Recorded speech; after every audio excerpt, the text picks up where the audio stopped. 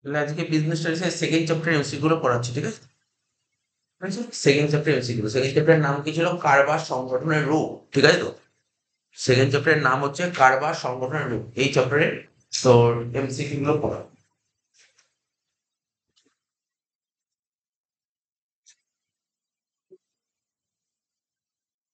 চলে আয়,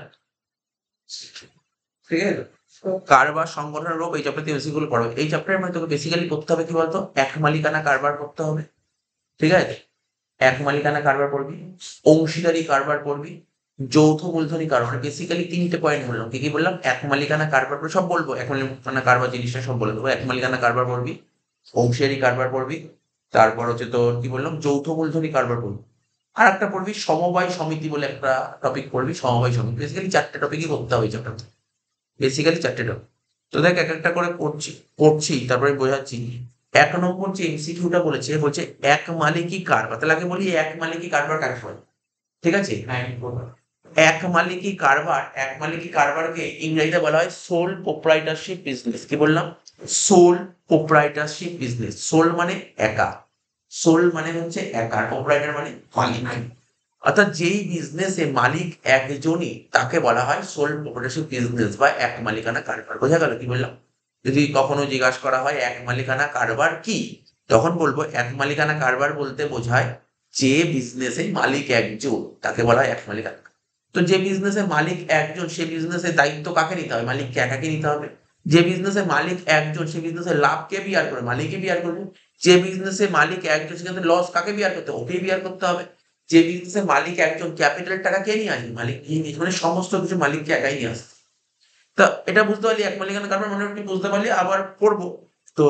এখানে বলেছে, এখানে বলেছে এক মালিকই কারবারে, কারবারের যেমন সবকিছুরই মালিক তেমনি সব ঝুঁকি তার। শুনলি তো ব্যাপারটা? এক মালিকানা কারবারে কারবারি, এক মালিকানা কারবারে কারবারি যেমন সবকিছুরই মালিক তেমনি যত ঝুঁকি সব তার। এই কথাটা কে বলেছে? এটা তো লোকের মত, তোকে মুখস্থ করতে হবে কে বলেছে। এই কথাটা একদম পুরো এক মালিকানা কারবার চ্যাপ্টারটা খুলবি, মানে বই সেকেন্ড চ্যাপ্টার খুলবি, শুরুতেই লেখা আছে। তাও বলেছি শুরুতেই লেখা আছে, কত নম্বর পেজে?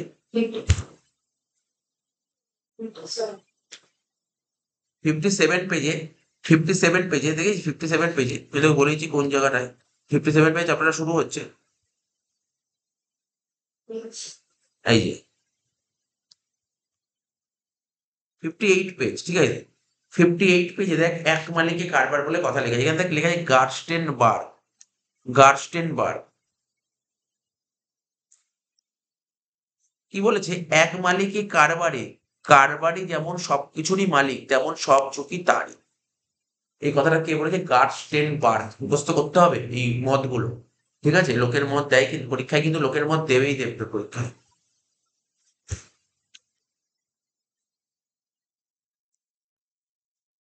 নেক্সট বলেছে কোনটা এক মালিকানা কারবারের বৈশিষ্ট্য নয়। তাহলে তোকে পড়তে হবে এক মালিকানা কারবারের বৈশিষ্ট্যের মধ্যে কি কি পয়েন্ট পড়ে। তাহলে আমরা তো বুঝতে পারলাম এক মালিকানা কারবার কাকে বলে, কিছুটা বোঝা গেল, ঠিক আছে? এবার এক মালিকানা কারবারের বৈশিষ্ট্য দেখ, একটু নিচের দিকে আয়। এক মালিকানা কারবারের বৈশিষ্ট্য আমি কিন্তু ওপর দিয়ে বলবো, জাস্ট পয়েন্টিং গুলো বলবো। পয়েন্ট মালিকানা, বাস। মালিকানা, মালিকানা মানে কি? যে এক মালিকানা কারবারের মালিকানা কি বলছে? এই কারবারে মালিক কজন?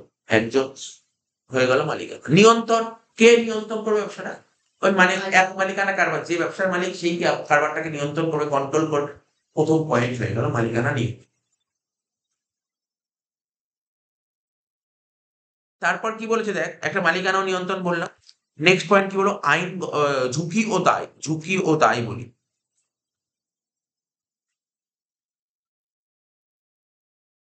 ঝুঁকি ও দায়টা পরে বলছি, আমি আগে এটা বলে দিচ্ছি। আইনগত মর্যাদা, হ্যাঁ। এক মালিকানা কারবার না সেরকম কোনো আইন নেই, না আইনগত সত্তা নেই, মানে সেরকম কোনো ল ফ মানতে হয় না। মানে এখানে দেখ লেখা আছে এক মালিকানা কারবারে কোনো আইনগত পৃথক সত্তা নেই, ঠিক আছে? অর্থাৎ কারবারের সত্তা থেকে মালিকের সত্তাকে আলাদা করে দেখা হয় না। মানে কারবারের সত্তা থেকে মালিকের সত্তাকে আলাদা করে দেখা হয় না। আইনের দৃষ্টিতে মালিক এবং কারবার এক এবং অভিন্ন। সেজন্য মামলা মোকদ্দমার ক্ষেত্রে কারবারের নামে কিছু করা হয় না, মালিকের নামেই করতে হয়। মানে এই যে এখানকার আইনগত মর্যাদা কি, মালিক আর বিজনেসের মধ্যে কখনো আলাদা করে দেখা হয় না। মালিক আর বিজনেসের মধ্যে আলাদা করে এখানে এটাই বলতে যে এক মালিকানা কারবারের কোনো মানে আইনগত পৃথক সত্তা নেই।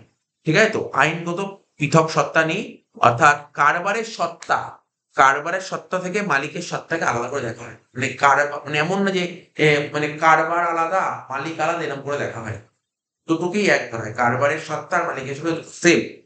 বলছে আইনের দিক থেকে যদি দেখি কারবারের মালিক এবং কারবারের মালিক যে ব্যবসার যে মালিক এবং ব্যবসাদার, সাপোজ একটা বিজনেসের নাম হলো গণেশ স্টোর্স, একটা বিজনেস, আর গণেশ স্টোর্স এর মালিক কি গণেশ।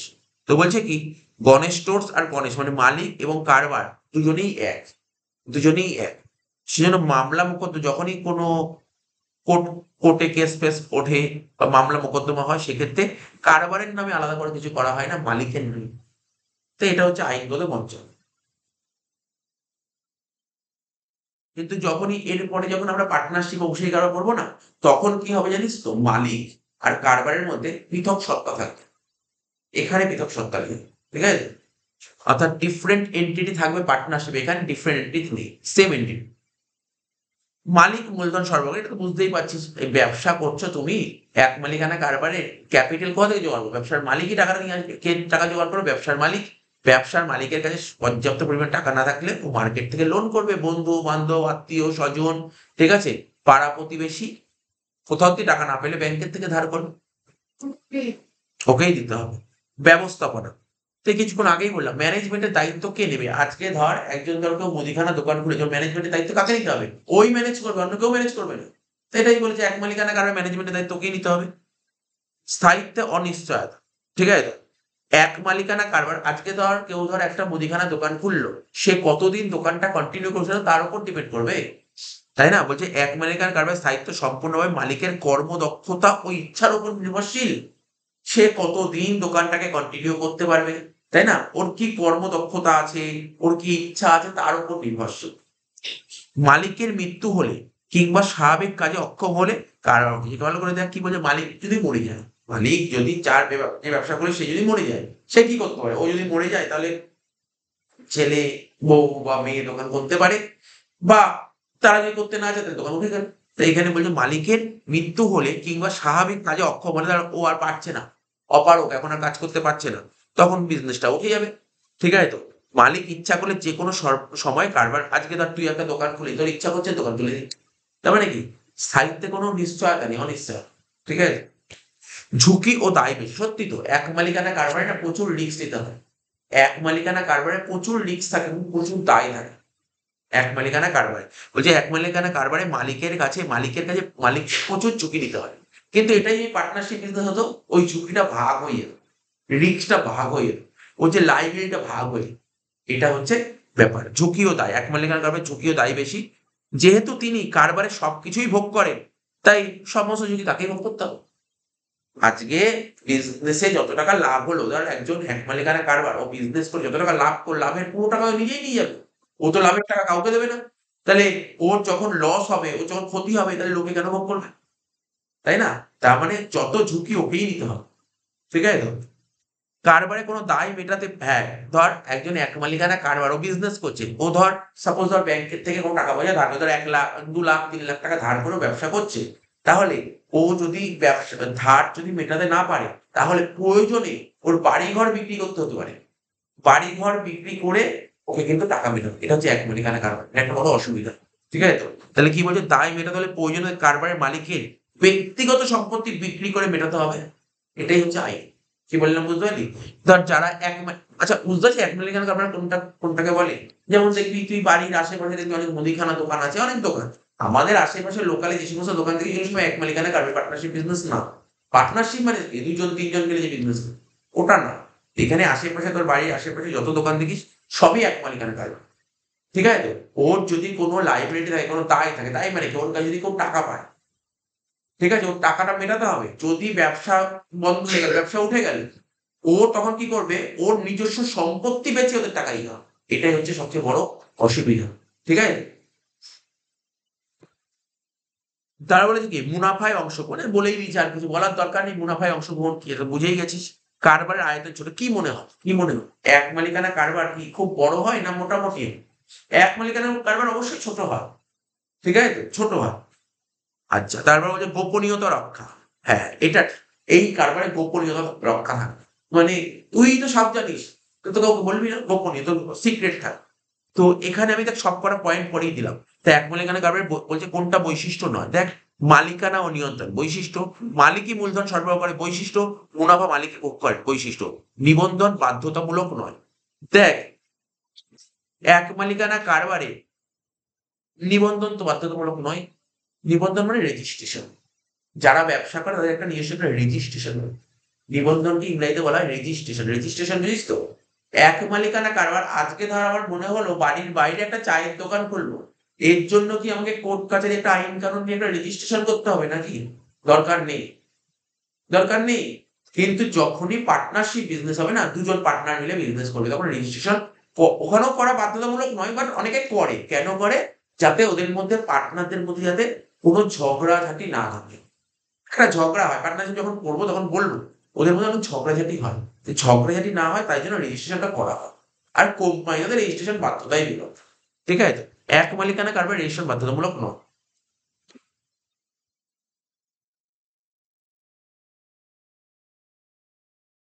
৩ নম্বর বলেছে মালিকের অদক্ষতার জন্য যে কোনো সময় কোনো কারবারের অবসান ঘটতে পারে। হ্যাঁ, খুব সুন্দর কথা, এই মাত্রই পড়ে দিয়েছি। কোন কারবারে? বলছে এমন কোন কারবার যেই কারবারে মালিকের যদি মালিক যদি অপারগ হয়, তাহলে ব্যবসা বন্ধ হয়ে যেতে পারে। কোন কারবার? এক মালিকানা কারবার। কোশ্চেনটা ভালো করে বুঝি। ৪ নম্বর বলছে অংশীদারি কারবারে নিয়ন্ত্রণের অধিকার থাকে কার উপর? মানে পার্টনারশিপ বিজনেসটা কন্ট্রোল থাকে কার আন্ডারে? পার্টনারদের উপর কন্ট্রোল থাকে। মানে আচ্ছা, এটা তো অংশীদারি কারবার পড়িনি। আমি এখন অংশীদারি কারবার পড়ি, আমি বলছি অংশীদারি কারবার জিনিসটা কি। অংশীদারি কারবার জিনিসটা কি, অংশীদারি কারবার জিনিসটা বলে দিই, তারপর এটা পড়বো।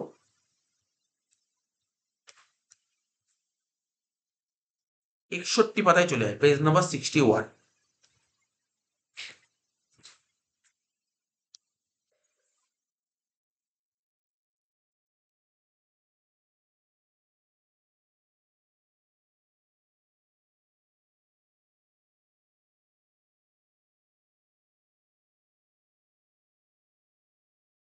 চলে এসেছি পেজ নাম্বার 61। অ্যাকচুয়ালি জানিস তো অংশীদারি কারবার কেন করা হয়, পার্টনারশিপ বিজনেস কেন করা হয়? আমি তোকে বলছি পার্টনারশিপ বিজনেস কেন করা হয়। আজকে তোর ধর একটা ব্যবসা, যে নর্মালি একটা এক্সাম্পল বলছি, ধর যে তোর গ্রসারি শপ, মুদিখানা দোকান আছে। তো তোর যদি মনে হয় বিজনেসটাকে আর একটু বড় করতে চাস, এত সিম্পল জিনিস। আজকে তুই একটা বিজনেস করছিস, যদি মনে হয় যে না আমি এই বিজনেসটাকে একটু বড় করতে চাই, তখনই তোর পার্টনারশিপ নিচ্ছিস। আজকে তোর যা সামর্থ্য আছে সেই টাকা দিয়ে তুই বিজনেসকে খুব বড় করতে পারবি। বড় করতে পারবি কিন্তু খুব বড় করতে পারবি না। যদি মনে হয় বিজনেসটাকে আরো একটু বড় করতে, যা আছে এর চেয়ে বিজনেসটাকে আরো বড় করতে চায়, বিজনেস যা লাভ হচ্ছে লাভটা আরো বেশি দেখতে চায়, বাট বিজনেস যেটা ক্ষতি হচ্ছে ক্ষতিটা পুরোটাই আমাকে বিয়ার করতে হচ্ছে, দুজনের মধ্যে বিয়ার হয়ে যাক, যদি এই সমস্ত জিনিস চাস, তাহলে বিজনেসটাকে, অর্থাৎ মোট কথা বিজনেসটাকে যদি তুমি একটু বড় করতে চাও, তখন তোমাকে পার্টনারশিপ বিজনেসে যেতে হবে। পার্টনারশিপ, ঠিক আছে? কোম্পানির কথা এখন হচ্ছে না, এখন পার্টনারশিপ হচ্ছে। কোম্পানি যখন হবে তখন কোম্পানির কথা বলবো, বড় কোম্পানি আসবে তখন বলবো। এখানে দেখ কি বলেছে, এক মালিকানা ও যৌথ হিন্দু পারিবারিক কারবারের, এই যে ৩ নম্বর পয়েন্ট, দেখ আমি কত নম্বর পেজটা বলছি, একটু পেজ নম্বরটা দেখে নিচ্ছি। ৬০ নম্বর পাতা ৩ নম্বর পয়েন্টটা পড়ি, কি বলেছে ওরা। বলছে এক মালিকানা ও যৌথ হিন্দু পরিবার। দেখ এক মালিকানা কারবার বুঝিয়েছিস, সোল প্রপার্টি। যৌথ হিন্দু পরিবার, ট্যাক্স পড়াতে কি পড়েছিলাম, ওই হিন্দু আনডিভাইডেড ফ্যামিলি বলেছিলাম না, ফ্যামিলি মেম্বাররা মিলে বিজনেস করে। ঠিক আছে তো? তো যে এক মালিকানা কারবার ও যৌথ হিন্দু পরিবারের কারবারের সীমাবদ্ধতা থেকে, মানে এই দুটো কারবারের অসুবিধা ছিল বলেই তো অংশীদারি কারবার তৈরি হয়েছে। এই দুটো কারবার, যেমন দেখ আমি তোকে বলি, এক মালিকানা কারবারের যদি অসুবিধা না থাকে, যদি এক মালিকানা কারবার করে প্রচুর টাকা কামাতে হয়েছে, কেন পার্টনারশিপ বিজনেস খুলতে যাবে? তো এক মালিকানা কারবারের কিছু অসুবিধা আছে বলেই তো পার্টনারশিপ বিজনেসটা খোলা হচ্ছে। একজন মালিকের পক্ষে মূলধনের জোগাড় এবং দক্ষতার সঙ্গে কারবার পরিচালনা করা খুবই কষ্টসাধ্য। সুন্দর করে পড়ছি, দেখ ভালো করে বোঝ। একজন মালিকের পক্ষে মূলধন টাকা পয়সা জোগাড় করা এবং সেইভাবে দক্ষতার সঙ্গে বিজনেসটা পরিচালনা করা খুবই কষ্টসাধ্য। এই বাধা অতিক্রম করার উদ্দেশ্যে একাধিক ব্যক্তির যৌথ প্রচেষ্টায়, মানে এই বাধাটা দূর করার জন্য একাধিক ব্যক্তির যৌথ প্রচেষ্টায় অতিরিক্ত মূলধন ও অধিক সামর্থ্যের বন্দোবস্তের জন্য এক মালিকানা কারবার থেকে অংশীদারি কারবারের উদ্ভব ঘটে।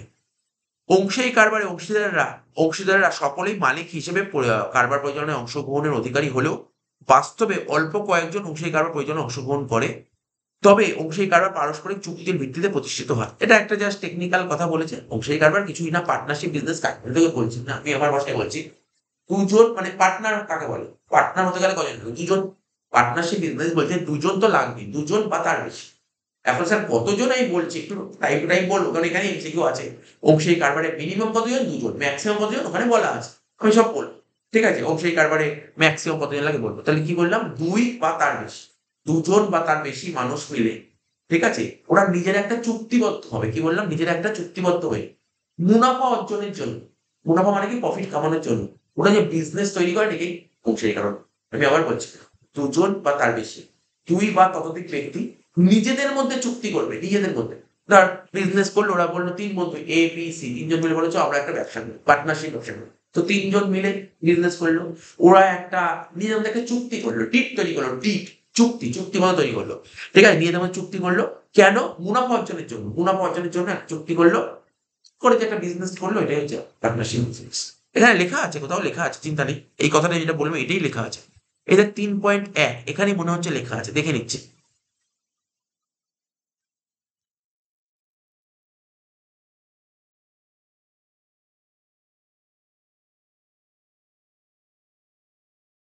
দেখ 61 পাতা, একদম ফার্স্ট লাইনটা পড়, ফার্স্ট লাইন 61 পাতা, ফার্স্ট লাইনটা পড়, তাহলে অনেকটা বুঝতে পারবে। বলছে দুই বা ততোধিক ব্যক্তি, লেখা আছে, একত্রিত হয়ে মানে একসাথে হয়ে নিজেদের মধ্যে, তাই দুই বা ততোধিক ব্যক্তি একত্রিত হয়ে নিজেদের মধ্যে লাভ ক্ষতি বন্টনের উদ্দেশ্যে নিজেদের মালিকানা ও পরিচালনায় যে কারবার সংগঠিত করে তাকে অংশীদারি কারবার। বোঝা গেল? অংশীদারি কারবার জিনিসটাকে করে নিলাম, যে পার্টনারশিপ বিজনেসটাকে দুই বা ততোধিক ব্যক্তি নিজেদের মধ্যে চুক্তি করবে, চুক্তি করে মুনাফা অর্জনের উদ্দেশ্যে চুক্তি করবে, করে একটা ব্যবসা করবে, এটাই হচ্ছে অংশীদারি কারবার। এবার দেখ এখানে কি বলেছে, কোশ্চেনে কি বলেছে, বলছে চারেরটা বলছে অংশীদারি কারবারের নিয়ন্ত্রণের অধিকারে থাকে। বলছে অংশীদারি কারবারে নিয়ন্ত্রণ অধিকারে থাকে কোনটা? মানে মানে পার্টনারশিপ বিজনেসটা কাদের নিয়ন্ত্রণে থাকে, কাদের কন্ট্রোলে থাকে? এই দেখ এটা হচ্ছে বলেছে এটা পুরো পার্টনারদের নিয়ন্ত্রণে থাকে। ঠিক আছে তো? এবার অংশীদারি কারবারের স্থায়িত্ব কতদিন আমি তোকে বলছি। এই কারবারের স্থায়িত্বটা কতদিন, স্টেবিলিটি কতদিন হবে জানিস? ওরা পার্টনারশিপ যখন বিজনেস করে ওরা একটা চুক্তি করে যে আমরা এত বছর ব্যবসা করতে চাই। এটা না ওদের উপর ডিপেন্ড করে ওরা কতই ব্যবসা করতে চায়। ঠিক আছে? পার্টনারশিপ বিজনেস, ঠিক আছে? তো বলছে কি এখানে কি বলছে, পার্টনারশিপ বিজনেসের স্থায়িত্ব কি? ওরা ওরা অনিশ্চিত দিয়েছে, কিন্তু আমি তোকে বলছি ব্যাপারটা, ধর দুজন পার্টনার এ আর বি মিলে ব্যবসা শুরু করলো। এবার ওদের মধ্যে ধর একটা বন্ধু, ওদের ধর একটা ভালো বন্ধু ধর সি বললো আমি তোমাদের ব্যবসায় ঢুকতে চাই, ঢুকতে চাই, তাহলে ব্যবসা বন্ধ হয়ে যাচ্ছে। নতুন করে আবার ব্যবসা করলো। বুঝতে পারলি তো? এটা হচ্ছে নিয়ম। দুজন মিলে ব্যবসা করছিল, ওরা যদি মনে করো ওদের কোনো একটা বন্ধুকে, দুজনই করলো, এরও বন্ধু আবার বিরও বন্ধু, নতুন একজন পার্টনার সি কে নিল, নতুন একজন লোক সি কে নিল, তাহলে আগে তো ব্যবসা হচ্ছিল, ব্যবসাটা বন্ধ হবে, বন্ধ হয়ে নতুন করে ব্যবসা। আবার তিনজন মিলে বিজনেস করে এ বি সি, তিনজন মধ্যে একজনের ব্যবসা থেকে বন্ধ বেরিয়ে গেল। ঠিক আছে তো? তখনও কিন্তু নতুন একটা পার্টনারশিপ গ্রিড তৈরি হয়। তো এইগুলো বলেছি আমি, একটু পার্টনারশিপের বৈশিষ্ট্যগুলো পড়ি, এইগুলো সব ক্লাস 12 উঠে অঙ্ক করতে গিয়ে শিখবে। এগুলো সব এই চ্যাপ্টার যে পড়ছিস, সেই চ্যাপ্টার পুরো অঙ্কের চ্যাপ্টার আছে। তো ক্লাস 12 পুরো অঙ্ক আছে, পুরো অঙ্ক এই চ্যাপ্টারটা পুরো। হ্যাঁ বল। অঙ্ক ভাই যেমন অ্যাকাউন্টেন্সি যেমন করি, এরকম একটা পার্টনারশিপ বলে একটা আলাদা চ্যাপ্টার আছে। পার্টনারশিপ আমাদের এই এখন ক্লাস 12 এ পার্টনারশিপ থেকে 30-40 নাম্বার আসে। ঠিক আছে? পার্টনারশিপ আলাদা আছে, কোম্পানি আলাদা আছে। আর তুই যে এখন ক্লাস 11 এ অ্যাকাউন্টেন্সি করছিস, ওটা এক মালিকানা কারবার করছিস। ক্লাস 11 এ যে অ্যাকাউন্টস করছিস ওটা হচ্ছে এক মালিকানা কারবার। মালিক একজন ছিল, মানে দেখ দুজন নেই, যত অঙ্ক দেখবি একজন মালিক। যাই হোক, আমরা এখানে বলি একটু বৈশিষ্ট্যগুলো পড়ি, তাহলে বুঝতে সুবিধা হবে অংশীদারি কারবারের বৈশিষ্ট্য। এখানেও দেখ, এখানেও একটা সুন্দর লিখেছে অংশীদারি কারবারের বৈশিষ্ট্য। এখানে এই সরি কাকে বলে, এই যে দুই বা ততোধিক ব্যক্তি মুনাফা অর্জনের জন্য নিজেদের মধ্যে চুক্তিবদ্ধ হয়ে যে কারবার স্থাপন করে তাকে অংশীদারি কারবার বলে। ওই দেখ 3.2 এর লাস্ট প্যারাট, আমি এইটাই বলছিলাম এতক্ষণ ধরে, এই পয়েন্টটাই বলছিলাম। ঠিক আছে?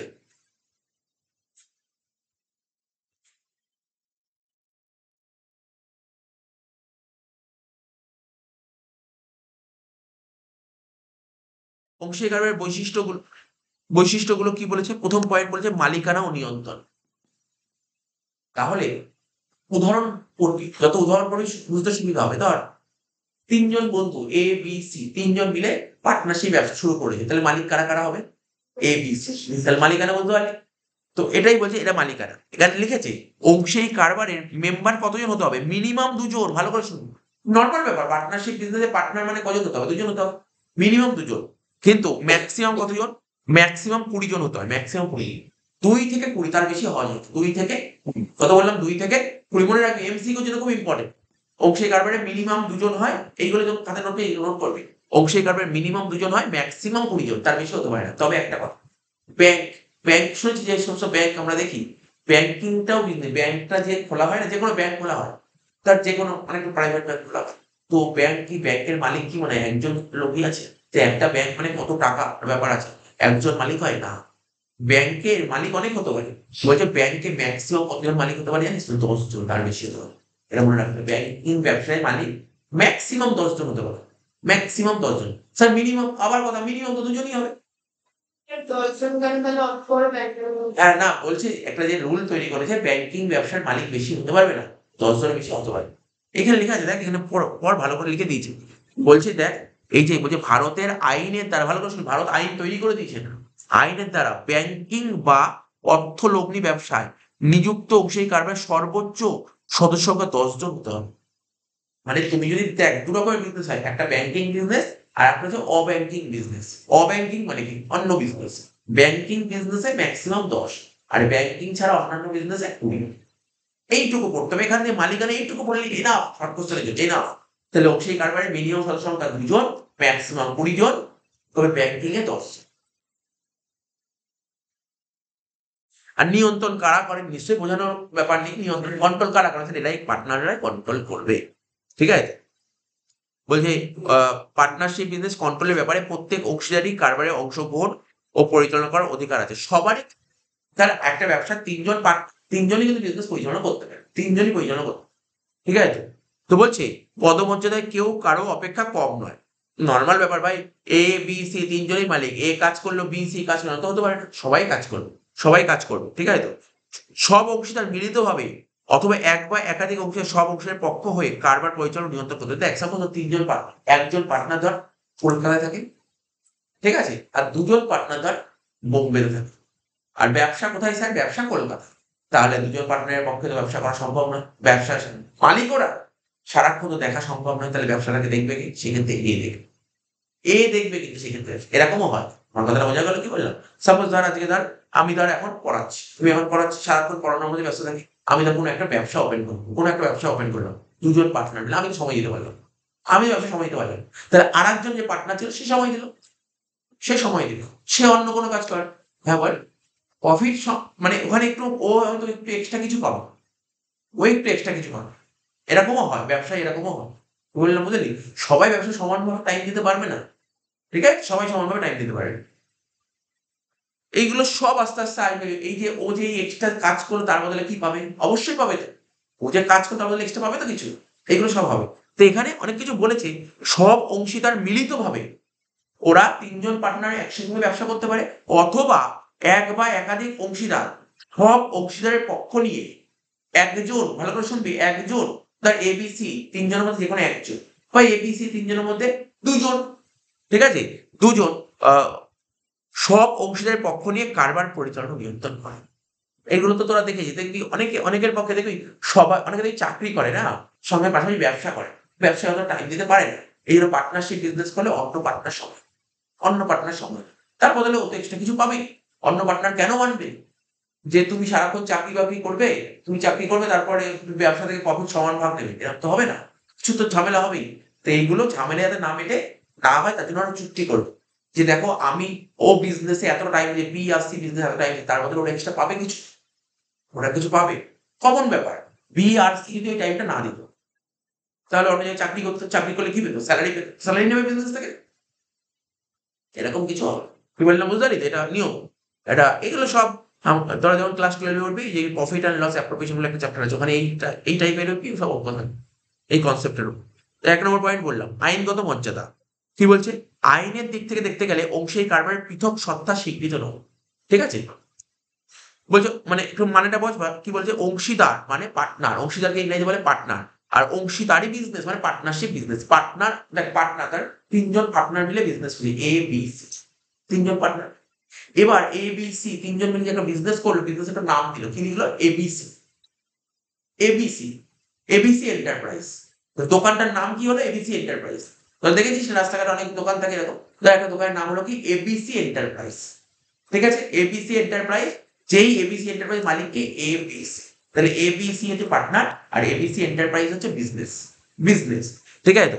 তো বলছি এক ও অভিন্ন বলে আইনত বিবেচিত হয়। সেজন্য কোনো আইন কানুনের ব্যাপারে, ঠিক আছে, সেজন্য কোনো আইন কানুনের ব্যাপারে অংশীদারের নাম সই করতে হয়, কারবারের নাম গ্রাহ্য হয় না। ঠিক আছে, পার্টনারশিপ বিজনেস। তবে কারবার পরিচালনা, হিসাবপত্র পরীক্ষা করা প্রভৃতি ব্যাপারে অংশীদারদের নিজেদের মধ্যে কতগুলি আইনগত বাধ্যবাধকতা আছে। আচ্ছা, আর একটা কথা একটা মাথায় রাখতে, যেটা এখানে খুব ইম্পর্টেন্ট জিনিস, সেটা হচ্ছে পার্টনারশিপ বিজনেস কত সালে চালু হয়েছে। আমাদের ভারতবর্ষে পার্টনারশিপ বিজনেস কত সালে চালু, খুব ইম্পর্টেন্ট কোশ্চেন। 1932 সালে। সালটা মুখস্থ করতে হবে, এটা ইম্পর্টেন্ট সাল। 1932 ভারতবর্ষে অংশীদারি আইন প্রথম চালু হয়েছে কবে? 1932 সালে। এটা এখানে লেখা আছে, ভারতীয় অংশীদারি আইন প্রবর্তিত হয় কবে? 1932 সালে। মূলধন সরবরাহ, ধর এখন বিজনেস হচ্ছে এ বি সি, তাহলে ব্যবসায়িক ক্যাপিটাল কারা কারা নিয়ে আসবে? এ বি সি, তিনজন ক্যাপিটাল নিয়ে আসবে। বিজনেসের ক্যাপিটাল প্রচুর হলো, আরো বিজনেসটাকে আরো বড় করে মানে চিন্তা ভাবনা করে মিলিতভাবে মূলধন সরবরাহ করে। ব্যবস্থাপনা, কারা ম্যানেজমেন্ট করবে? ম্যানেজমেন্টে কাজ করবে কারা? বলছে অংশীদাররা নিজেরাই কারবার পরিচালনার সুযোগ পাওয়ায় কারবার ব্যবস্থাপনা সহজসাধ্য হয়। সব অংশীদাররাই ব্যবস্থাপনায় অংশগ্রহণ করতে পারে, সবাই কিন্তু ম্যানেজমেন্টে অংশগ্রহণ করতে পারে। আবার পরস্পরের সঙ্গে সামান্য মতান্তর ঘটলেই কারবার সুষ্ঠু ব্যবস্থা ব্যাঘাত করতে পারে। এবার দেখ, তিনজনের মধ্যে মনোমালিন্য হতেই পারে। আমি একটা মত দিলাম, আরেকজনের মত নাও মিলতে পারে। তো বলছে পরস্পরের সঙ্গে সামান্য মতান্তর, একটু ঝামেলা হলেই কারবারের সুস্থ ব্যবস্থাপনা, একটা সুন্দর যে ম্যানেজমেন্টে ব্যাঘাত করতে পারে। আবার কখনো কখনো একজন অংশীদারের উপর কারবার পরিচালনার ভার, এবার ধর তিনজনের মধ্যে একজন খুব এক্সপার্ট সমস্ত কাজে, ওকে বলো তুমি ব্যবসাটাকে ম্যানেজ করো, তুমি ম্যানেজ করো, ঠিক আছে, তবে অন্য অংশীদার কারবার পরিচালনায় অধিকার খর্ব করা হয় না। ঠিক আছে, তো তো এটা হচ্ছে ম্যানেজমেন্ট। ম্যানেজমেন্টটা বুঝতেই পারলি, ম্যানেজমেন্টটা কি, বিজনেসটাকে ম্যানেজ করা খুব জরুরি। বিজনেস খুললেই হলো না, ওটাকে ম্যানেজমেন্ট ম্যানেজ করতে হবে। স্থায়িত্ব অনিশ্চয়তা, অংশীদারি কারবারের স্থায়িত্বটা কি অনিশ্চিত। এই কারবারের স্থায়িত্বটা কি অনিশ্চিত, কারণ অংশীদারের চুক্তি বা ইচ্ছার উপর এই কারবারের দেখ, পার্টনারশিপ বিজনেসের তিনজন, ওদের ইচ্ছার উপর বিজনেস ডিপেন্ড করে। কারোর ইচ্ছা হলো না আমি বিজনেস করবো, ব্যবসা বেরিয়ে চলে গেল। তিনজন মিলে বিজনেস করছে, ওদের একজন বললো আমি ব্যবসা করবো, ভালো লাগছে, ব্যবসা থেকে বেরিয়ে গেল।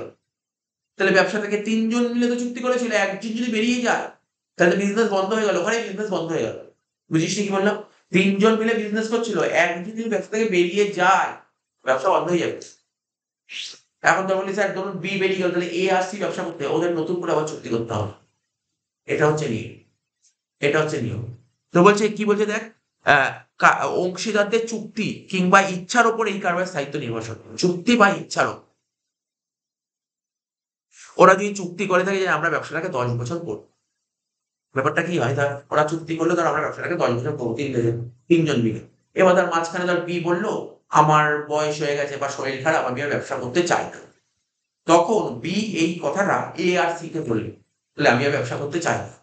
তখন এ আর সি যদি রাজি হয় তাহলে ব্যবসাটা বন্ধ হতো।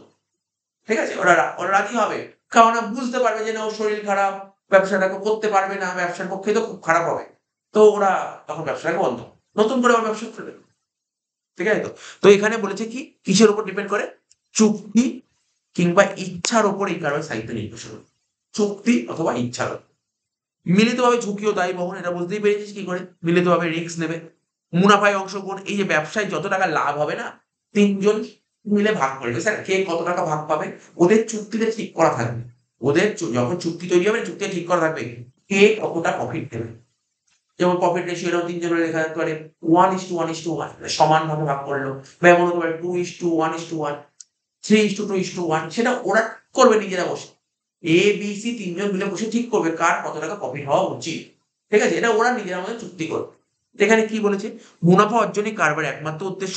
কারবারের লাভ ও ক্ষতি বন্টনের অনুপাত অংশীদারদের মধ্যে চুক্তি দ্বারা স্থির করা হয়। দেখ, চুক্তি দ্বারা স্থির করা হয়। তবে একটা কথা, যদি চুক্তিতে মুনাফার কথা লেখা না থাকে, কে কত প্রফিট নেবে বা লস বিয়ার করবে, এই চুক্তিতে লেখা না থাকে, তাহলে স্যার তখন কি হবে? যে চুক্তিতে লিখতেই ভুলে গেছে ওরা, এই কথাটাকে লিখতেই ভুলে গেছে, তখন কি হয়? তখন সমান ভাগে যাবে, তখন সমান ভাগে হচ্ছে। দেখো লাস্ট লাইনটা পর, চুক্তিপত্রে যদি মুনাফার কোনো উল্লেখ না থাকে তখন ওরা প্রত্যেকে সমান ভাগ।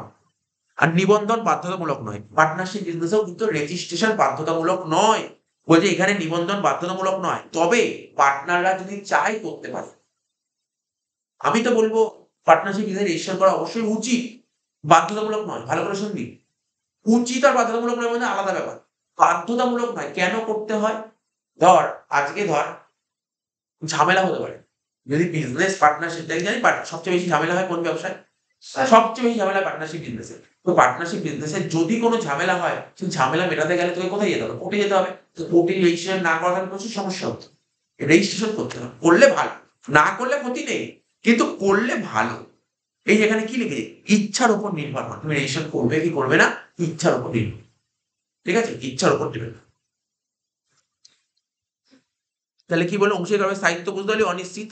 এবার বলেছে দেখ, একটা কথা বলেছে, অংশীদারি কারবার কাকে বলে? একটা লিখেছে ব্যক্তিগত লাভের জন্য।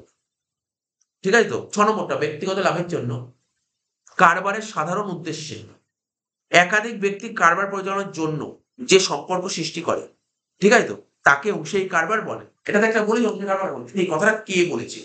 এটা তোকে মুখস্থ করতে হবে। এই যে এই কথাটা না L.H. হ্যানে বলেছে। L.H. হ্যানে এই কথাটা বলেছিল। মানে অংশীদারি কারবার কাকে বলে এই সম্পর্কে L.H. হ্যানে একটা কথা বলেছিল। বলেছিল কি?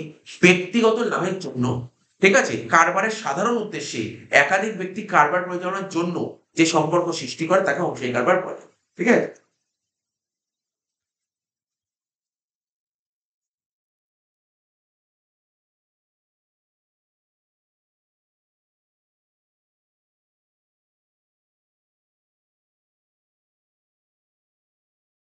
তা বলছে এক মালিকানা কারবারে লাভ ও লোকসান, এটা সিম্পল কোশ্চেন, বলার দরকার নেই। এক মালিকানা কারবারে লাভ ও লোকসান কে ভোগ করবে? মালিক ভোগ করবে। তা বলছে কর্ম ও কর্মীর মধ্যে সমন্বয় সাধনে, ঠিক আছে, প্রক্রিয়াকে কি বলা হয়? কর্ম। কর্ম মানে কি? একটা কাজ, একটা কাজ, তার নির্দিষ্ট একটা কাজ, ওয়ার্ক। এবং কর্মী, কর্মী মানে বিশেষ এমপ্লয়ি স্টাফ, এদের মধ্যে যে একটা সমন্বয় সাধন করবে, কে সমন্বয় সাধন করে? ঠিক আছে, মানে সব বলে দিচ্ছি, আমি সব বলেছি, অ্যান্সার বলেছি। কর্ম মানে বুঝছো, ধর একটা কোম্পানিতে একটা কাজ হচ্ছে, এই কাজটা তোমাকে করতে, একটা কাজ করতে হবে, কাজটা করবে না এমপ্লয়ি বা কর্মীরা করবে। তা এই যে এদের দুজনের মধ্যে একটা সংযোগ করে দেয় কে? এই দুজনের মধ্যে একজন সংযোগ করে দেওয়ার জন্য একজন লোক চলে আসে, তাকে কে বলে জানিস? তাকে বলা হয় অর্গানাইজ, সংগঠন। কি বললাম বন্ধু ভাই? সংগঠন। কর্ম আর কর্মীর মধ্যে, দেখ ভাই কাজটা আছে, কাজটা কিভাবে করতে হবে কর্মীরা সেটা বলে দেবে কে? সব ডিরেকশন দেবে কে? সংগঠন, অর্গানাইজেশন। এই জন্য বলা হয় ওই সমস্ত মালিক, মূলধন মানে ক্যাপিটাল, তারপর বল ওনার, এরা থাকলেই ব্যবসা হয় না। ব্যবসা তখনই ভালো হবে যেই ব্যবসার সংগঠন যত মজবুত। বিজনেসে যদি তোমার সংগঠন ভালো না থাকে, তাহলে তোমার বিজনেস কখনো উন্নতি করবে না। তো এই সংগঠন, কর্ম কর্মীর মধ্যে সমন্বয় সাধনের প্রক্রিয়াকে কি বলা হয়? সংগঠন।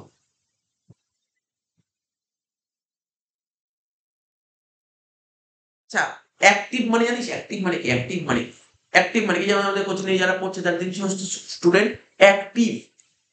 অ্যাক্টিভ মানে কি? অ্যাক্টিভ মানে যে রেগুলার, সেটাকে অ্যাক্টিভ বলে। আপডেটেড বলতে হয়, আপডেটেড, রেগুলার আছে অ্যাক্টিভ। ঠিক আছে? আবার নিষ্ক্রিয়, নিষ্ক্রিয় মানে কি? অ্যাক্টিভ না, মাঝে মাঝে আসে, আসে আসে না, আসে আসে। তা তুমি বুঝতে পারছিস তো? তো আমি এখন যেটা পড়ছি active partner. What is active partner? ধর, তুই যে একটা ব্যবসা খুলেছিস, সেই ব্যবসাটা তুই মানে কি, ধর তোরা তিনজন বন্ধু মিলে একটা ব্যবসা খুলেছিস, সেই ব্যবসায় যেই পার্টনার সারাক্ষণ অ্যাক্টিভ থাকে, তাকে কি পার্টনার বলে? Active partner. সারাক্ষণ যে অ্যাক্টিভ থাকে, অ্যাক্টিভ পার্টনার। সে তাহলে অ্যাক্টিভ পার্টনারকে বাংলায় কি বলে? সক্রিয় অংশীদার। বুঝতে পারলি? এবার দেখবি যে মাঝে মাঝে আসে, তাকে তো অ্যাক্টিভ বলে, তাকে কি বলবো? নিষ্ক্রিয় অংশীদার। তাহলে বুঝলি, যে অংশীদারি কারবার পরিচালনায় সরাসরি অংশগ্রহণ করে, সারাক্ষণ অ্যাক্টিভ থাকবে, তাকে বলা হয় সক্রিয় অংশীদার। ঠিক আছে? আচ্ছা আমি না একটু, অনেক রকমের অংশীদার আছে, সেগুলো একটু পড়ে নিই, তাহলে খুব ভালো লাগবে, ভালো বুঝতে পারবি। দেখ একদিনে তো সব পয়েন্ট পড়ালাম না, কি কোন কোনগুলো পড়ালাম সেগুলো রাইট মেরে দেবে, বাকিগুলো পড়ানো হবে এবার। বলছি, 1 মিনিট, 1 মিনিট।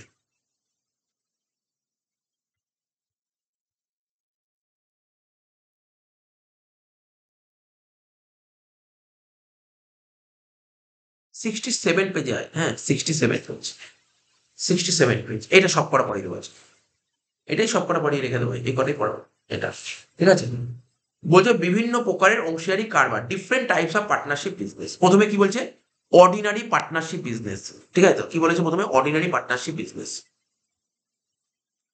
ঠিক আছে তো? বলছে ভারতীয় অংশীদারি আইন 1932 সালে নিবন্ধিত অংশীদারি কারবারকে সাধারণ অংশীদারি কারবার বলে। বলছে অর্ডিনারি পার্টনারশিপ বিজনেস কাকে বলে? 1932 সালে ভারতবর্ষে, ভারতবর্ষ অংশীদারি আইন কবে জানো? 1932 সালে। তো 1932 সালে নিবন্ধিত অংশীদারি কারবার কি? যেই কারবারটা না, যেই কারবার রেজিস্টার্ড হয়েছে তাকে বলা হয় অর্ডিনারি পার্টনারশিপ। অর্ডিনারি। তারপর বলেছে কি এলএলপি, এরপরে একটা কথা বলছে এলএলপি। এলএলপি শর্ট ফর্ম হচ্ছে এলএলপি। দেখ পরেরটা 2 নম্বর, এল এল পি মানে লিমিটেড লাইবিলিটি। সে কি বললাম বল, লিমিটেড লাইবিলিটি পার্টনারশিপ। বাংলায় কি বলেছে, লিমিটেড মানে কি, লিমিট, পরিমিত। আর লাইবিলিটি মানে দায়িত্ব, অংশীদারি কারবার, পরিমিত দায়িত্ব অংশীদারি কারবার। বলছে যে অংশীদারি কারবারে চুক্তি অনুসারে এক বা একাধিক অংশীদারের দায় বিনিয়োজিত মূলধন দ্বারা সীমাবদ্ধ এবং অন্যান্য অংশীদারের দায় অসীম। ধর আমি তোকে বলছি 3জন পার্টনার আছে, এলএলপি জিনিসটা 3জন পার্টনার, এ বি সি। 3জনের মধ্যে ধর 2জন পার্টনারের লাইবিলিটি কি বলতো, আনলিমিটেড লাইবিলিটি। আনলিমিটেড লাইবিলিটি কাকে বলে জানিস?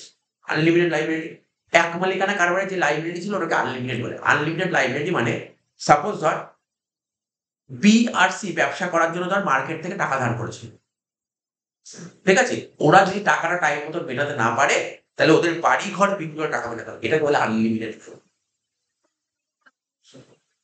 হ্যাঁ, পার্টনারশিপ বিজনেসে লাইবিলিটি আছে তো। পার্টনারশিপ বিজনেস, এটাই তো এখানে পার্টনারশিপ বিজনেসের কিছু একটা রেস্ট্রিকশন আছে, যেন এলএলপি নিয়ে এসছে। পার্টনারশিপ বিজনেস করলো, ভালো করে শুনে নে, পার্টনারশিপ বিজনেস করলো ওরা যদি মার্কেট থেকে টাকা পয়সা ধার করে, টাকা মেটানোর জন্য বাড়ি ঘর বিক্রি করে টাকা মেটাতে হবে। মানে ধর পার্টনারশিপ বিজনেস করছো, ধর 3জন পার্টনার মিলে বিজনেস, আমি এলএলপির কনসেপ্ট বাদ দিলাম, পার্টনারশিপ বিজনেস করছিস, কিন্তু যদি এরকম সিচুয়েশন তৈরি হয় যে না আমি ব্যবসা বন্ধ করে দিচ্ছি, আমার ব্যবসা চলছে না, ব্যবসা বন্ধ করে দিচ্ছি, কিন্তু লোকে তো মার্কেটে আমাকে টাকা পায়, তখন আমাকে টাকা মেটাতে হবে, বাড়ি ঘর দিয়ে টাকা নিয়ে আসতে হবে। হ্যাঁ, এমন যদি হয় ধর, সাপোজ ধর যে পার্টনার বাড়ি দিয়ে টাকা নিয়ে আসবে, ওর সত্যি আর কিছু নেই, ওর ধর কিছুই নেই, তখন দেবে কোথা থেকে? যদি ওর কাছে সাফিসিয়েন্ট পয়সা কড়ি থাকে, ওর বাড়ি থেকে টাকা নিয়ে আসতে হবে, টাকা নিয়ে মেটাতে হবে, এটাই যে পার্টনারশিপ বিজনেস। কি বললাম বুঝতে পারলি? কি বললাম আমি কথাটা বুঝতে পারলি? এ বি সি 3জন পার্টনার মধ্যে সাপোজ ধর 2জন পার্টনার বি আর সি আনলিমিটেড লাইবিলিটি, এর আনলিমিটেড লাইবিলিটি। এখানে দেখ লিখেছে যে অংশীদারি কারবারের চুক্তি অনুসারে এক বা একাধিক অংশীদারের দায় একজন বা একাধিক অংশীদার, সে একজনও হতে পারে, একজনের বেশি অংশীদার হতে পারে, তাদের দায়টা কি বিনিয়োজিত মূলধন দ্বারা সীমাবদ্ধ। স্যার লাইনটার মানে কি, বিনিয়োজিত মূলধন দ্বারা সীমাবদ্ধ। সাপোজ ধর এ ব্যবসা শুরু করার সময় ক্যাপিটাল নিয়েছিল 1 লাখ, ও দায় নেবে 1 লাখ টাকা। কি বললো, ও দায় নেবে 1 লাখ টাকা, আর বাকিদের দায় হচ্ছে আনলিমিটেড। এখানে এটাই বলেছে এলএলপি। এটা হচ্ছে, এই কনসেপ্ট আগে ছিল না আমাদের ভারতবর্ষে, এই কনসেপ্ট 2008 সালে এসেছে। এই এলএলপি কনসেপ্ট 2008 সালে এসেছে। এই যে এলএলপি কনসেপ্টটা কবে এসেছে, 2008 সালে, আগে ছিল না। আগে তো তোকে বললাম নর্মালি পার্টনারশিপ বিজনেস কেমন ছিল, তোমার যদি টাকা পয়সা যদি না থাকে না, ব্যবসা ধর আজকে মানুষ ব্যবসা, অনেক সময় ব্যবসা বন্ধ করে দেয়, ব্যবসায়ী লসে রান করে ব্যবসা বন্ধ করে দেয়, তা কিন্তু লোকে তো টাকা পায়, লসে রান করছে মানে কি, মার্কেটে প্রচুর টাকা পায়, তাহলে কিছু টাকাগুলো মেটাতে হবে। প্রতিটা পার্টনার নিজের বাড়িতে যাবে, বাড়ির ব্যাংকে টাকা থাকলে সোনা গয়না সমস্ত বাড়ি ঘর বেচে টাকাটা মেটাতে হবে। হ্যাঁ, এখন যদি দেখা যায় কোনো পার্টনার সত্যি এতটাই গরিব, ওর নিজস্ব খাওয়ার মতো পয়সা নেই, নিজের বাড়িটা নেই, তাহলে দিতে হবে না। এটা নিয়ে কি বললাম বুঝতে পারি তো?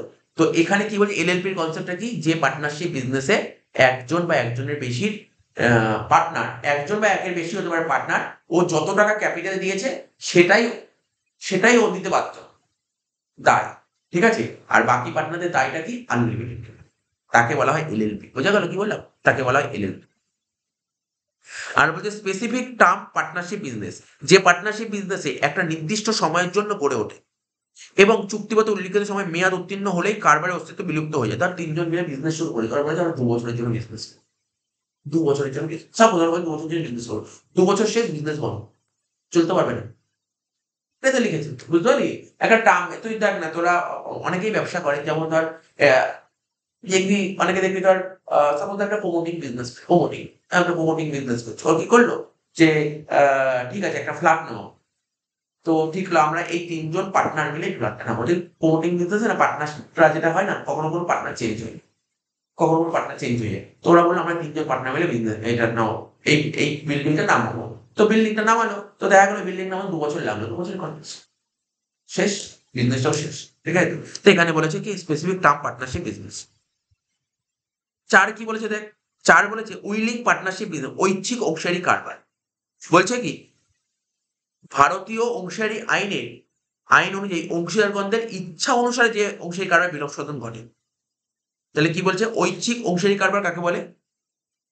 বলছে ভারতের অংশীদারি আইন অনুযায়ী অংশীদারগণের ইচ্ছা অনুসারে, পার্টনারদের ইচ্ছা অনুসারে যদি পার্টনারশিপ বিজনেসটার বিলুপ্ত হয়ে যায়, বিলোপ সাধন মানে কি? বিলোপ সাধন কি ইংরেজিতে বলছে willing up, winding up, winding up, winding up, winding up মানে কি? এখানে তো বন্ধ বলে না, এখানে বন্ধ বলে না, মানে ব্যবসাটা যখন বন্ধ হয় না, বন্ধটাকে বলা হয়, মানে ভালো ভাষা হচ্ছে বিলোপ সাধন, ইংলিশে মানে এটা বাংলা ভাষা হচ্ছে বিলোপ সাধন, ইংলিশে এটাকে বলা হয় উইন্ডিং আপ, এটাকে বলে ইংলিশে বলা হয় উইন্ডিং আপ। ঠিক আছে, তাহলে কি বললাম, পার্টনারশিপ বিজনেসে মানে পার্টনারদের ইচ্ছা অনুসারে, পার্টনারদের ইচ্ছা অনুযায়ী পার্টনারশিপ বিজনেসটা যখন বন্ধ হয়ে যাচ্ছে তাকে বলা হয় ঐচ্ছিক অংশীদারি। কাদের ইচ্ছে? ঐচ্ছিক বলেছে, পার্টনারদের ইচ্ছা। আর বলছে স্পেসিফিক পার্টনারশিপ বিজনেস কি? যে অংশীদারি কারবার পূর্ব নির্ধারিত কোন সুনির্দিষ্ট উদ্দেশ্য পূরণের জন্য গড়ে ওঠে, মানে যে পার্টনারশিপ বিজনেস একটা নির্দিষ্ট উদ্দেশ্য পূরণের জন্য গড়ে ওঠে এবং উদ্দেশ্য ফুলফিল হওয়ার সাথে সাথে অবলুপ্তি ঘটে তাকে বলা হয় নির্দিষ্ট অংশীদারি কারবার। ঠিক আছে, জিনিসগুলো একটু পড়ে রাখবি তাহলে সুবিধা হবে এমসিকিউ করতে। তারপর কি বলেছে, অর্ডিনারি পার্টনারশিপ বিজনেস, আগেই তো বললাম অর্ডিনারি পার্টনারশিপ বিজনেস, আগেই বলেছি। বলছে যে পার্টনারশিপ বিজনেসে, ঠিক আছে তো, প্রত্যেক পার্টনার মিলিত ও পৃথকভাবে কারবারের যাবতীয় কাজ ও দেনার জন্য দায়ী থাকে, সেরূপ কারবারকে অংশীদারি কারবার বলে। দেখ কতটা বলতে পারি পয়েন্ট, পার্টনারশিপ বিজনেস কাকে বলে কি বলতে পারি, অর্ডিনারি পার্টনারশিপ বিজনেস কি বলে? আগে তো একটা লেখা ছিল, আগে তো একটা দিক দিয়ে লেখা ছিল, এবার এটা আরেকটা লিখেছে। দেখ এই লেখাটা বুঝতে পারলি কিনা। বলছে যে পার্টনারশিপ বিজনেসে প্রতিটা পার্টনারই মিলিতভাবে মানে একসাথে বা আলাদাভাবে, ঠিক আছে, কারবারের সমস্ত কাজ করে। পার্টনারশিপ বিজনেস মানে কি, ধর তিনজন পার্টনার মিলে বিজনেস শুরু করেছে, তো তিনজন মিলিতভাবে কাজ করেন বা কেউ আলাদাভাবে কাজ করেন। এবার বলেছে তো সমস্ত কাজের জন্য দায়ী থাকবে বা দেনার জন্য, যে লাইবিলিটির জন্য দায়ী থাকবে, এরকম কারবারকে বলা হয় অর্ডিনারি পার্টনারশিপ বিজনেস। হ্যাঁ, এবার কি অর্ডিনারি পার্টনারশিপ বিজনেসের কতগুলো পার্ট আছে, সেই পার্টগুলো তোকে পড়তে হবে। এই কটা পার্টই পড়বো, 11টা পার্ট আছে অর্ডিনারি পার্টনারশিপ বিজনেস। প্রথমে বলেছে কি অ্যাক্টিভ পার্টনার, যেটা আমি কিছুক্ষণ আগে পড়ছিলাম, অ্যাক্টিভ পার্টনার যে অংশী কারবার পরিচালনায় সক্রিয়ভাবে অংশগ্রহণ করে তাকে সক্রিয় অংশীদার বলে। ঘুমন্ত অংশীদার কাকে বলে? ঘুমন্ত অংশীদারকে বলা হয়, ঘুমন্ত কি, স্লিপিং পার্টনার বা নিষ্ক্রিয় অংশীদার। যে অংশীদারি কারবারে মূলধন, যে অংশীদার কারবারে মূলধন বিনিয়োগ করে এবং লাভ লোকসানের অংশ আনুপাতিক হারে বুঝে নেয় কিন্তু কারবার পরিচালনায় কোনো রকম অংশগ্রহণ করে না। ওই যে ধর একজন পার্টনারশিপ বিজনেস শুরু করি, এ বি সি মিলে, এ বলছে আমি ব্যবসায় যা টাকা লাগবে টাকাটা আমি দিয়ে দেবো, কিন্তু ব্যবসায় আমি আসবো না, ব্যবসা দেখাশোনাও করবো না। আমার কথা বলতে পারি কি বললাম, তিনজন পার্টনার ছিল, বলছে আমার কাছে টাইম নেই, তোমার ব্যবসায় কত টাকা লাগবে আমি টাকা দিয়ে দিলাম, ক্যাপিটাল আমি দিয়ে দিলাম, কিন্তু ব্যবসাটা যে দেখাশোনা করতে হয় সেগুলো আমি করবো না, কিন্তু লাভ লোকসান হলে আমি নেবো। এটাকে বলা হয় ঘুমন্ত অংশীদার। বোঝা গেল কি বললাম? ঘুমন্ত অংশীদার অর্থাৎ স্লিপিং পার্টনার। বুঝতে পারি লাইনটা কি বলতে চাইছে? স্লিপিং পার্টনার কাকে বলে? নাম নমিনাল পার্টনার, নামিক অংশীদার কাকে বলে? যে অংশীদারি কারবারে কোনো মূলধন নিয়োগ করেনি কিন্তু কারবার পরিচালনায় কোনো সক্রিয় অংশগ্রহণ করেনি অথচ অংশীদার হিসেবে নিজের নাম ব্যবহার করতে দিয়েছেন তাকে নামিক অংশীদার বলে। ভালো করে শোন, এবিসি তিনজন পার্টনার ছিল, ঠিক আছে তো, ও মানে এমন একজন পার্টনার ওই এবিসির মধ্যে নয়, কিন্তু ও কিন্তু এবিসির মধ্যে নেই। ও ভালো করে শুনবি, ও হচ্ছে কি, ও ব্যবসায় ক্যাপিটাল দেয়নি, ও ব্যবসায় কোনো কাজকর্ম করে না, ঠিক আছে তো, কিন্তু ও ব্যবসাকে ওর নাম ইউজ করতে দিয়েছে, অনেকে ব্যবসাকে ওর নাম ইউজ করতে দিয়েছে। এখানে ভালো করে পড়, পার্টনারশিপ বিজনেসে যে কোনো মূলধন নিয়োগ করেননি, কারবার পরিচালনায় কোনো অংশগ্রহণ করে না, ঠিক আছে, অথচ অংশীদার হিসেবে নিজের নাম ব্যবহার করতে দিয়েছেন। একজন এ বি সি তিনজন বন্ধু মিলে বিজনেস করেছে, ওদের একটা কমন বন্ধু ছিল ব্যবসায় ক্যাপিটালই দেয়, ব্যবসায় কোনো কি বলে কোনো কাজকর্ম করে না, কিন্তু ব্যবসার কোনো কাজকর্ম করার ক্ষেত্রে ওর নামটাই ইউজ করতে দিয়েছে। হয়তো দেখা গেল কোনো গুডস কেনা হবে, নামে গুডস কিনেছে, মানে এরকম বিভিন্ন কাজ করেছে, ঠিক আছে। এটাকে বলা হয় কি বলা হয় বল, নমিনাল পার্টনার। তাহলে কোয়াসি পার্টনার মানে আধা অংশীদার, যে অংশীদার কারবার থেকে অবসর নেওয়ার পরও তার দেওয়া মূলধন তুলে না নিয়ে ঋণ হিসেবে রেখে দেয়, ঠিক আছে, এবং উক্ত মূলধনের উপর সুদ পেয়ে থাকেন তাকে আধা অংশীদার বলে। স্যার লাইনটার মানে আমি বলেছি, দাঁড়া, তিনজন মিলে বিজনেস করছিলি, একজন পার্টনার ব্যবসা থেকে বেরিয়ে গেছে, কেন ওর আর ব্যবসা করতে হচ্ছে, কোথায় ব্যবসা থেকে রিটায়ার করলো। তাহলে মনে কর একটা কনসেপ্ট বোঝ, তিনজন মিলে বিজনেস করছিল, 10 বছর ধরে তিনজন মিলে বিজনেস করছিল, তো যে পার্টনার বেরিয়ে গেল সে তো 10 বছর ধরে ব্যবসা করেছে, ব্যবসায় তো কিছু পাওনা আছে, কি ব্যবসাতে কিছু পাওনা আছে। সাপোজ ধর ব্যবসা থেকে 1 লাখ টাকা পাওনা আছে, তো ব্যবসার কাছে না এখন 1 লাখ টাকা নেই, যে পার্টনার ব্যবসা থেকে বেরিয়ে তাকে 1 লাখ টাকা দেওয়ার মতো ব্যবসায় টাকা নেই। তাহলে কি, যে বেরিয়ে সে কি 1 লাখ টাকা না নিয়ে বেরোবে? ও তো টাকা পায়, ও টাকা না নিয়ে বেরোবে। ও তখন বললো তোমার টাকা নেই তো কোনো সমস্যা নেই, তুমি কাজ করো, যতদিন আমার 1 লাখ টাকা দিতে না পারবে ততদিন কিন্তু আমি তোমার কাছ থেকে সুদ নিতে দেবো। মানে এটা মনে করো আমি তোমার ব্যবসাকে আমি লোন দিলাম। এরকম পার্টনারকে বলা হয় কোয়াসি পার্টনার। গল্পটা বুঝতে পারলি কোয়াসি পার্টনার কাকে বলে? এইগুলো যে এখন যে গল্পগুলো বলছি না, এইগুলো সব অঙ্ক ক্লাস 12 এই টপিকের সমস্ত অঙ্ক আছে, ঠিক আছে? এই কোয়াসি পার্টনারের উপর অঙ্ক আছে, বুঝতে পারলি ব্যাপারটা কি বললাম? কোয়াসি পার্টনার গল্পটা বুঝলে এমনি দেখ না, গল্পটা বোঝ। এ বি সি তিনজন মিলে ব্যবসা করছিল, ব্যবসার একজন পার্টনার ছিল পি, ও কোনো কারণে ব্যবসার বেগ থেকে বেরিয়ে যেতে যাচ্ছে, ব্যবসা আর করতে চাইছে না।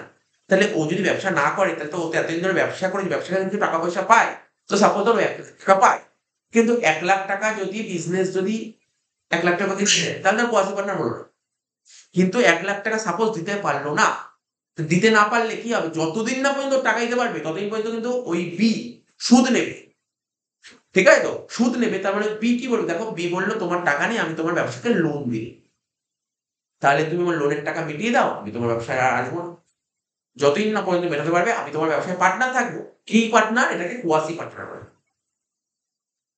তারপর বলছে কি ওয়ার্কিং পার্টনার, যে অংশীদারি কারবারে কোনো মূলধন নিয়োগ না করে শুধুমাত্র পরিশ্রম ও কর্মকুশলতা দিয়ে কারবারকে সাহায্য করে তাকে ওয়ার্কিং পার্টনার বলে। দেখ তোরা ভাববি এটা মানে পার্টনারশিপ বিজনেস, এরকম পার্টনারশিপ বিজনেস হয়, একজনের কাছে টাকা পয়সা নেই, একজনের টাকা পয়সা নেই, ও বলছে না আমি টাকা পয়সা দিতে পারবো, তোমাকে টাকা পয়সা নেই, কিন্তু আমার বিজনেস করার খুব ইচ্ছা, টাকা পয়সা নেই। অন্য পার্টনার ওরা দুজন মিলে বিজনেস করলো, আর একজন বললো ঠিক আছে যা, পুরো টাকা আমিই দেবো, ব্যবসা করতে যা লাগবে টাকা আমিই দেবো, আমি তো টাইম দিতে পারবো, তুই ব্যবসাকে টাইম হয়ে গেল।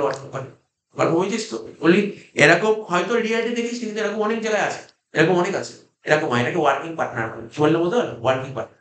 ভাই ও টাকা দিয়েছে ও কাজ করছে, ও টাকা দিয়েছে ও কাজ করছে। তারা কি বলছে, মুনাফার অংশীদার, কি বলছে, পার্টনার ইন প্রফিট, যে অংশীদার কারবারে শুধুমাত্র লাভের অংশ গ্রহণ করে, কোন কারবারের ঝুঁকি গ্রহণ করে না, তাকে মুনাফার অংশীদার বলে। যেহেতু এই অংশীদার কেবলমাত্র মুনাফার ভাগ নেন কিন্তু ক্ষতির ভাগ নেন না, তাকে সুদিনের অংশীদারও বলে।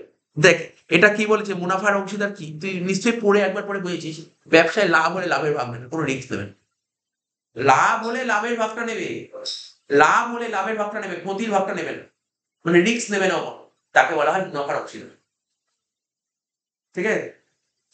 তাহলে সাব পার্টনার উপ অংশীদার কাকে বলে, যখন কোনো অংশীদারি কারবারে তার প্রাপ্য লাভের অংশ অপর কোনো তৃতীয় পক্ষের সঙ্গে একসঙ্গে ভোগ করতে চুক্তি দ্বারা আবদ্ধ হন, তাকে বলা হয় সাব পার্টনার।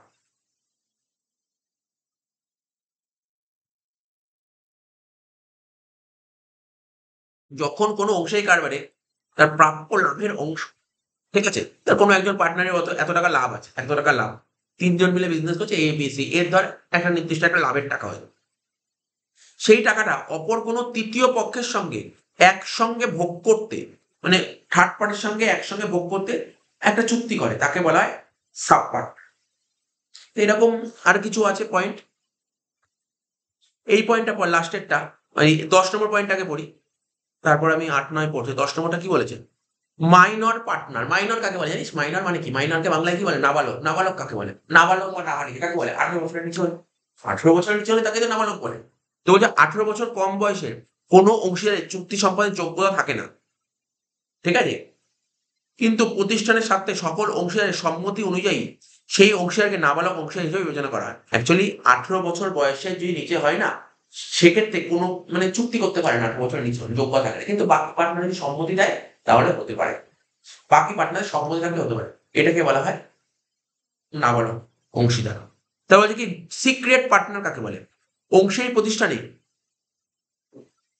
প্রতিষ্ঠানের কোনো অংশীদার যখন জনসাধারণের কাছ থেকে নিজেকে অংশীদার রূপে পরিচয় দিয়ে অস্বীকার করে, মানে ধর তিনজন পার্টনার আছে এ বি সি, যে কোনো একজন পার্টনার আছে, ও জনগণের কাছ থেকে নিজেকে মানে লুকিয়ে রাখবে, নিজেকে লুকিয়ে রাখবে, এটাকে বলা হয় হচ্ছে গুপ্ত অংশীদার। বলছে অংশীদার প্রতিষ্ঠানে কোনো অংশীদার যখন জনসাধারণের কাছ থেকে নিজেকে পার্টনার হিসেবে পরিচয় দিতে অস্বীকার করে তাকে বলা হয় গুপ্ত বা সিক্রেট পার্টনার। আচ্ছা, কি ছিল রূপক অংশীদার? Partner by holding out. যে ব্যক্তি প্রকৃতপক্ষে কারবারের অংশীদার নন, কিন্তু কারবার মানে পরিচালনার কোনো কাজে অংশগ্রহণ করেনি, অথবা তার কথাবার্তা আচার আচরণের সাহায্যে তৃতীয় পক্ষের কাছে অংশীদার হিসেবে প্রচার করে।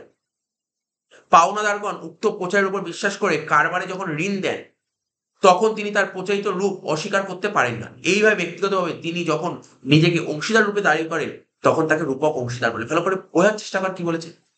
এমন কোনো ব্যক্তি যে প্রকৃতপক্ষে বিজনেসের পার্টনারই নয়, ও বিজনেসের পার্টনারই নয়, ও বিজনেসের কোনো কাজকর্মই করে, কারবার পরিচালনা করে না, কিন্তু ওর কথাবার্তা আচার আচরণের মাধ্যমে বুঝিয়ে দেয় যে বিজনেসের পার্টনার। কথাবার্তা বা আচারের মাধ্যমে বুঝিয়ে দেয় আমি তো ওই ব্যবসার পার্টনার, আমি তো ওই ব্যবসার মালিক। ঠিক আছে তো? আর এবার ও সবাইকে বলছে আমি মালিক, তো কি হলো, ও কিন্তু লোন পেতে পারে। বলছে পাওনাদারগণ উক্ত প্রচারে, এই যে প্রচার করে বেড়াচ্ছে, সবাইকে বলে বেড়াচ্ছে আমি এখানকার পার্টনার, ওর উপর বিশ্বাস করে কিন্তু ও কিন্তু লোন পেয়ে যেতে পারে।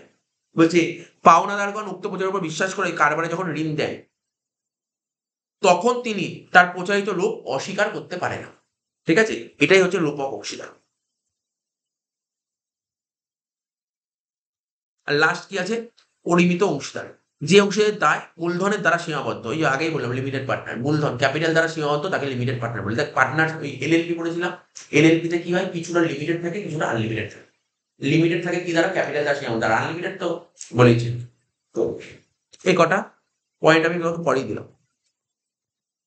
তাহলে নিশ্চয়ই তুই 10 নম্বর কোশ্চেনটা বুঝতে পেরেছিস। যে অংশীদারি কারবারে মূলধন নিয়োগ করে, যে পার্টনার পার্টনারশিপ বিজনেসে ক্যাপিটাল দেয়, কিন্তু লাভ লোকসানের অংশ আনুপাতিক হারে বুঝে পান, মানে বুঝে নেয়। ঠিক আছে, কিন্তু কারবার পরিচালনায় কোনো সক্রিয়ভাবে অংশগ্রহণ করে না। এবার তো কি বলেছিলাম, ঘুমন্ত অংশীদার বলেছিলাম। হ্যাঁ, ঘুমন্ত অংশীদার বলে। নিষ্ক্রিয় অংশীদার, পার্টনারশিপ বিজনেসে এমন পার্টনার ক্যাপিটাল দিচ্ছে, কাজ করবে না, প্রফিট নেবে, তাকে বলা হয় ঘুমন্ত অংশীদার। তো অ্যাক্টিভ না। তা বলছে যে অংশীদারি কারবারে শুধুমাত্র লাভের অংশ গ্রহণ করে, লাভ নেবে কিন্তু কোনো রকমের কোনো ঝুঁকি নেবে না, কি হয়, মুনাফার অংশীদার। আর ঘুমন্ত অংশীদার একটা নাম কি বললাম এইমাত্র? নিষ্ক্রিয় অংশীদার। যে অংশীদারি কারবারে কোনো মূলধন নিয়োগ করেনি, কিন্তু কারবার পরিচালনায় সক্রিয়ভাবে অংশগ্রহণ করেনি, অথচ ওর নাম ব্যবহার করতে দেয়, তাকে কি বলে? নামিক অংশীদার। তারা বলেছে ভারতীয় অংশীদারি আইন 1932 সালে 7 নম্বর ধারা অনুযায়ী অংশীদারগণের ইচ্ছা অনুসারে যে অংশীদারি কারবার বিলোপ সাধন করে তাকে ঐচ্ছিক অংশীদার বলে। যে অংশীদারি কারবারে চুক্তি অনুসারে এক বা একাধিক অংশীদারের দায় কারবারে বিনিয়োজিত মূলধন দ্বারা সীমাবদ্ধ, আর অন্যান্য অংশীদারের দায় অসীম, তাকে কোন অংশীদারি কারবার বলে? এইমাত্র বললাম, এইমাত্র লাস্ট পয়েন্ট বলে এলএলপি বললাম, এলএলপি লিমিটেড লাইবিলিটি পার্টনারশিপ, পরিমিত দায়যুক্ত অংশীদারি কারবার, মনে পড়ছে? তারপর এটা বলেছে, হ্যাঁ বল। হ্যাঁ, পরিমিত দায়যুক্ত অংশীদারি কারবার। এই পরিমিত মানে সীমাবদ্ধ, পরিমিত মানে সীমাবদ্ধ, পরিমিত মানে সীমাবদ্ধ, পরিমিত মানে ইংরেজি বলে লিমিটেড, আর সীমাবদ্ধ কি ইংরেজি বলে লিমিটেড। ওদের লাইন ঘুরিয়ে দিই, কোনো সমস্যা নেই। আচ্ছা শোন, এ বি সি তিনজন মিলে বিজনেস করছে, ওরা বিজনেস করার সময় না শুরুতেই একটা কি করে, চুক্তি করে। চুক্তি কি বললাম? এ বি সি তিনজন মিলে ব্যবসা করছে, ওরা ব্যবসার শুরুতে নিজেদের মধ্যে একটা চুক্তি করে। এটাকে কি বলে? এটাকে অংশীদারি চুক্তি করতে বলে। কি বললাম বুঝতে পারলি? কি বল, কিছু ভুল করেছো?